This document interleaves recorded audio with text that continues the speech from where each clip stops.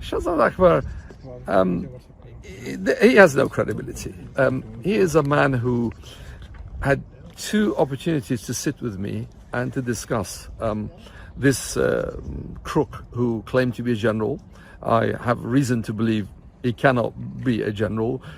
He cannot be part of the military today. At the time, I was so taken aback, but I believe anything. He had the reason, an opportunity to ask me about that. He didn't. And what's more, when I offered it, he showed no interest. He had an opportunity to discuss monies that I said had been transferred to Southeast Asia. He didn't. His only interest was give me a discount. So I said, you should be a carpet merchant rather than a minister seeking to regain stolen money. So I invite Imran Khan to throw this fool out, because to say to me that I am skimming money from the people of Pakistan, when I have a judgment, the judgment against NAB, which is supposed to be in its coffers, it's supposed to have stolen money. So if I'm skimming off anybody, I'm skimming off the fruits of my labors in having found the money that's been stolen, returned it to Pakistan. And so it's libelous what he said.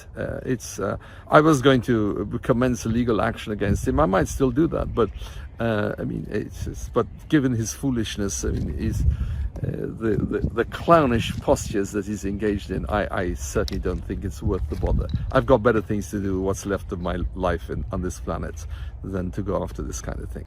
I invite, through your camera, every Pakistani citizen who is capable of reading English to read the judgment and conclude, especially the concluding part of the judgment, in which the court said you had a government that was engaged in a conspiracy to defraud the people that it hired to go and find your stolen money.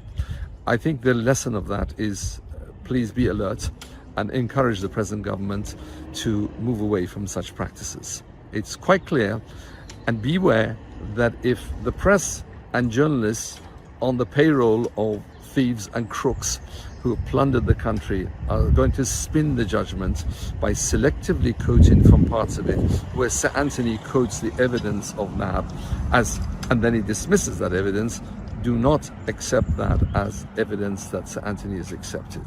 A court judgment is there. Very skillful PR people and lawyers are going to be hired in order to put a spin on it. I suggest you read the last page, which is the conclusion, in which he says, I find, I hold, and I determine, I decide, I order. He found that NAB was engaged in a conspiracy. He held that they inflicted the tort of economic harm on Broadsheet, and he ordered them to pay damages to Broadsheet. That's my message to the people of Pakistan.